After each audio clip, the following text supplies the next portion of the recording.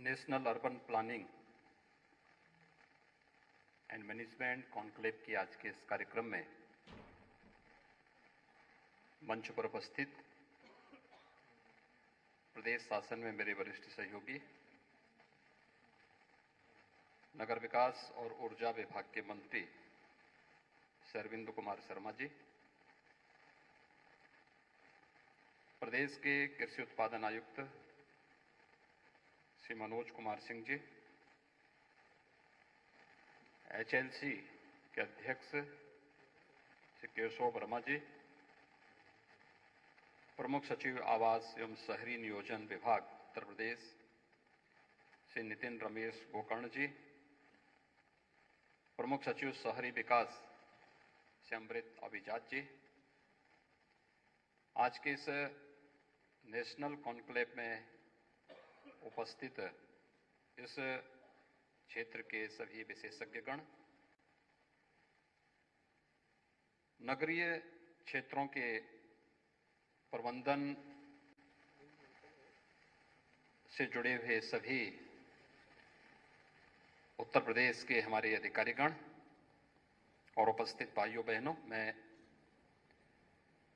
इस national conclave के उत्तर प्रदेश में आयोजन के लिए आदरणीय प्रधानमंत्री जी के प्रति आभार व्यक्त करते हुए आप सभी प्रदेश की राजधानी लखनऊ में आयोजित इस 2 दिवसीय कॉन्क्लेव में यहां पर उपस्थित हुए हैं। मैं आप सबका हृदय से स्वागत करता हूं। यह हमारे लिए बहुत महत्वपूर्ण है। उत्तर प्रदेश देश की आबादी का सबसे बड़ा राज्य है। 24 से 25 करोड़ की आबादी का यह राज्य अगर देश की विकास की प्रक्रिया में कहीं पिछड़ता है तो भारत विकास की उन बुलंदियों को छूने में पीछे रह जाएगा। और आज के दिन पर आप सबने देखा होगा, पिछले 8 वर्ष में प्रधानमंत्री मोदी जी के नेतृत्व में अनेक कार्यक्रम प्रारंभ हुए। उन कार्यक्रमों के बारे में, उनकी सफलता के बारे में एक बात के बारे में बहुत स्पष्ट लोगों को आशंका रहती थी कि अगर यह योजना उत्तर प्रदेश में सफल हुई तो ये योजना देश के अंदर सफल हो जाएगी, और अगर उत्तर प्रदेश इसमें उन लक्ष्यों को प्राप्त करने में विफल रहा तो इस योजना के पूर्ण होने और इसकी सफलता में स्वयं प्रश्न चिन्ह खड़ा हो जाएगा।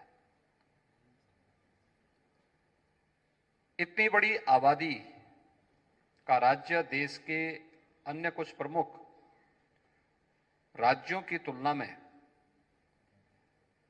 जो अर्बनाइजेशन की उत्तर प्रदेश की गति थी वह काफी पीछे थी, और जो हमारे पास अर्बन बॉडीज थे भी वहां पर नगरीय क्षेत्रों के सुनियोजित विकास के लिए जिस प्रकार की कार्य योजना तैयार होनी चाहिए थी उसका नितांत अभाव था। उसकी सोच भी नहीं थी, न राजनीतिक इच्छा शक्ति थी, न उस प्रकार की कोई कार्य योजना ही कहीं दिखती थी, और किसी भी स्तर पर वह जमीनी धरातल पर उतरता हुआ नहीं दिखाई देता था। अगर कहा जाए तो नगरीय जीवन एक प्रकार से नारकीय जैसा दिखाई देता था। लेकिन पिछले 5 वर्षों के अंदर जो प्रयास प्रारंभ हुए, आज उसके परिणाम हम सबके सामने देखने को मिल रहे हैं। क्योंकि हम सब जानते हैं कि अगर आदरणीय प्रधानमंत्री जी के संकल्पों के अनुरूप भारत की अर्थव्यवस्था को $5 ट्रिलियन की इकोनॉमी के रूप में बदलना है तो इसमें उत्तर प्रदेश का भी अपना योगदान होना चाहिए। इसके लिए उत्तर प्रदेश जैसे राज्य में जहां पर देश का हर छठा व्यक्ति निवास करता है, इसकी अर्थव्यवस्था भी $1 ट्रिलियन की ओर अग्रसर होना ही चाहिए और इसके लिए अर्बनाइजेशन एक शर्त है। ईज ऑफ लिविंग और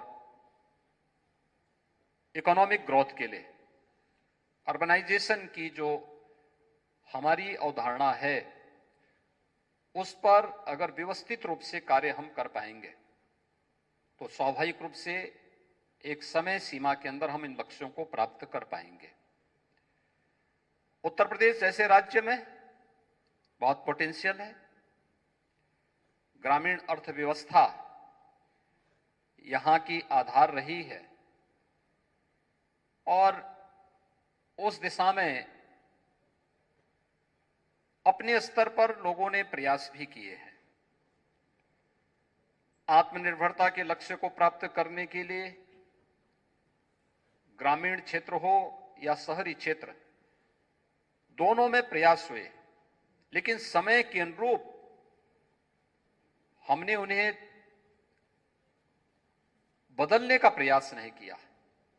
और विगत 5 वर्ष के अंदर अगर हम देखेंगे उत्तर प्रदेश के अंदर 100 से ज्यादा अर्बन बॉडीज नहीं बनाई गई। भारत सरकार ने स्मार्ट सिटी मिशन के अंतर्गत 10 सिटी को स्मार्ट सिटी के रूप में विकसित करने की कार्य योजना उत्तर प्रदेश के अंदर भी स्वीकृत की, लेकिन उत्तर प्रदेश के अंदर हम लोगों ने शेष 7 अन्य नगर निकायों को अपने स्तर पर भी कन्वर्जन के माध्यम से स्मार्ट सिटी मिशन के अंतर्गत, स्टेट स्मार्ट सिटी मिशन के अंतर्गत उन्हें आगे बढ़ाने की कार्य योजना को तेजी के साथ आगे बढ़ाया। ऐसे ही अन्य 60 ऐसी सिटी यूपी के अंदर हैं जो अमृत योजना के अंतर्गत बुनियादी सुविधाओं में भारत सरकार जिसमें योगदान दे रही है, लेकिन राज्य सरकार भी अपने कुछ अन्य अर्बन बॉडीज को इस तर्ज पर विकसित करने के लिए कार्य कर रही है। देश के अंदर जब पब्लिक ट्रांसपोर्ट की सुविधा की बात होती है तो उत्तर प्रदेश में देश के अंदर सबसे अधिक अर्बन बॉडी में मेट्रो का संचालन उत्तर प्रदेश के अंदर हम लोग कर रहे हैं। वर्तमान में 5 सिटी के अंदर हमारी मेट्रो संचालित है। आगरा में इस पर कार्य युद्ध स्तर पर चल रहा है, लेकिन अभी इसमें बहुत कुछ किया जाना है। नगर निकायों में हमारी जितनी आबादी वर्तमान में निवास कर रही है, देश के 3 से 4 राज्यों को छोड़ दें तो शेष राज्यों की कुल आबादी भी उतनी नहीं है जितनी हमारी केवल नगरीय निकायों में आबादी प्रदेश के अंदर निवास कर रही है। लेकिन उन लोगों को उस प्रकार की सुविधाएं उपलब्ध कराना, इस दिशा में पहले से बैठ करके प्लानिंग हो, अर्बन प्लानर के माध्यम से उसकी पहले से ठोस कार्य योजना तैयार हो, यह आज की आवश्यकता है। इन केवल समय के अनुरूप हम लोग आम जनमानस को इस प्रकार की बेहतरीन सुविधाओं से युक्त कर पाएंगे, बल्कि आर्थिक उन्नयन के लिए भी इस दिशा में एक बेहतरीन प्रयास को आगे बढ़ाया जा सकता है। और इस दृष्टि से यह 2 दिवसीय नेशनल कॉन्क्लेव अत्यंत महत्वपूर्ण है। हम लोगों ने अभी हाल ही में अपने कुछ डेवलपमेंट अथॉरिटी को इस बारे में अधिकृत भी किया है कि क्या हम लोग लखनऊ के अंदर, आप देखेंगे जहां भी थोड़ा भी अर्बनाइजेशन होता है, अभी सरकार की प्लानिंग चलती ही है कि इससे पहले वहां पर भूमाफिया धमक पड़ते हैं। उनके द्वारा औने पौने दाम पर जमीनों को अपने पक्ष में करने का प्रयास प्रारंभ हो जाता है। अनियोजित तरीके से वहां पर कॉलोनियों का अपने तरीके से निर्माण का कार्य प्रारंभ हो जाता है। वहां पे न कोई कनेक्टिविटी देते हैं, न वहां पर ड्रेनेज की सुविधा होती है, न सीवर की सुविधा होती है, न पेयजल की सुविधा होती है, न स्ट्रीट लाइट की सुविधा होती है, न कोई भी स्कूल कॉलेजेस होते हैं, न हॉस्पिटल होते हैं। और जब वह बना करके अपना मुनाफा कमा करके वह निकल जाता है और जो लोग वहां पर रहते हैं, उसके बाद वह स्थानीय स्तर पर राजनीतिक नेतृत्व को पकड़ करके उनके माध्यम से शासन पर दबाव बनाने का प्रयास करते हैं। उनके माध्यम से फिर अपने तरीके से उसके बाद लोगों के द्वारा जिस प्रकार की स्थिति पैदा की जाती है, तो उस प्रकार के वातावरण को बनने के पहले ही अगर हम लोग प्रारंभिक स्तर पर ही इन सब बातों पर ध्यान दे दें कि जो कुछ भी विकास हो वह व्यवस्थित रूप से हो, शहर के अंदर के जो कंजेशन है इसको हम दूर कर सकें। एक सिटी है और सिटी अपने आप में एक आत्मनिर्भर भी बन सके।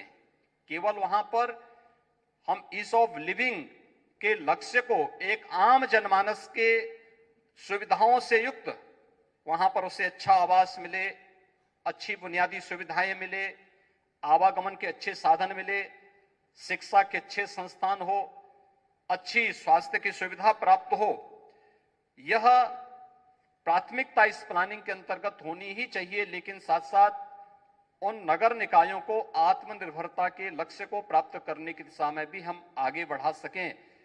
इसमें जो कुछ भी प्लानिंग होनी चाहिए उसके साथ ही जोड़ करके हमें उसे आगे बढ़ाना होगा। आज के दिन की स्थिति क्या है? अधिकतर नगर निकाय अपने स्तर पर अपने रिसोर्सेस को उपयोग नहीं कर पाते और वे निर्भर होते हैं केवल शासन के द्वारा मिलने वाले अनुदान पर। वे अपने कर्मचारियों को वेतन भी केवल इस आधार पर दे पाते हैं जब शासन उन्हें पैसा देगा तब वे वेतन देंगे, अन्यथा वेतन देने के भी उनके पास लाले पड़ जाएंगे। वहां पर उनके द्वारा हमेशा कुछ ना कुछ इस प्रकार की चीजें होती हैं। अपने स्तर पर कोई प्लानिंग उनकी नहीं होती है। हर कार्य के लिए जो भी कार्य उनको करना है उन सभी कार्यों के लिए उनकी निर्भरता शासन पर होती है और फिर वहीं से प्रारंभ होता है।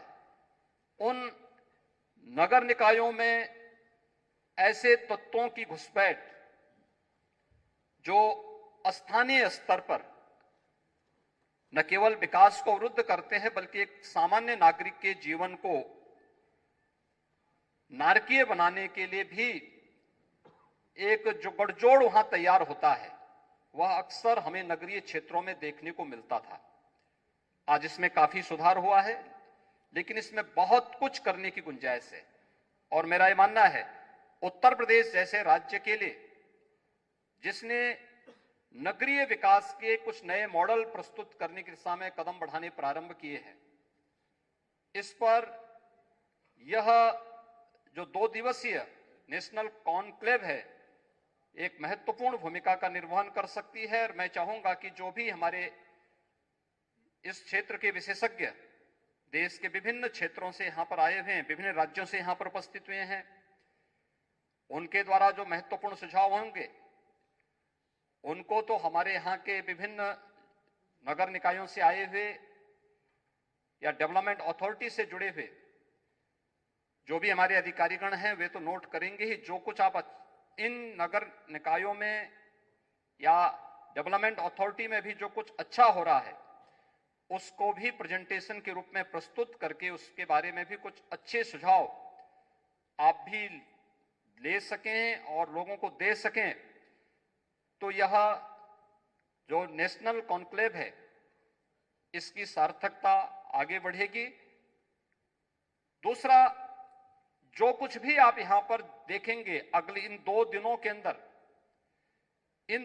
के अंदर जो कुछ भी आपको देखने को यहां पर प्राप्त होगा उसका एक अच्छा प्रेजेंटेशन तैयार करते हुए अपने अपने अथॉरिटी के पास बोर्ड की बैठक में या फिर वहां के स्थानीय जो राजनीतिक नेतृत्व है, खासतौर पर वहां के मेयर के साथ, एमपी के साथ, एमएलए के साथ भी उसका प्रस्तुतिकरण अगर आप उनके सामने इसका प्रेजेंटेशन कर सकें और उनके सुझावों को लेकर के फिर उसके अनुरूप वहां की कार्य योजना को आप बनाएंगे तो इसमें काफी लाभ आपको होगा और उसे आगे बढ़ाने में भी मदद मिलेगी।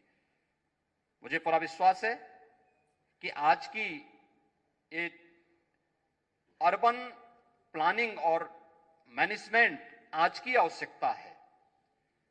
प्रत्येक नागरिक को बुनियादी सुविधा प्राप्त करने का अधिकार है।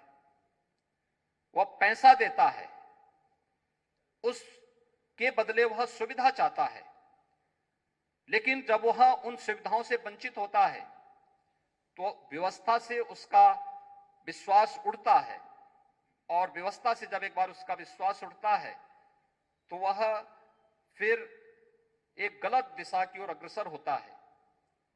मुझे पूरा विश्वास है कि आप सब मिलकर के उत्तर प्रदेश जैसे राज्य के लिए एक ठोस कार्य योजना बनाने के लिए अपना योगदान देने में यह 2 दिवसीय कॉन्क्लेव सफल होगी। मैं इस पूरे कार्यक्रम के प्रति अपनी शुभकामनाएं देता हूं। धन्यवाद। जय हिंद। धन्यवाद माननीय मुख्यमंत्री महोदय। इस 2 दिवसीय कॉन्क्लेव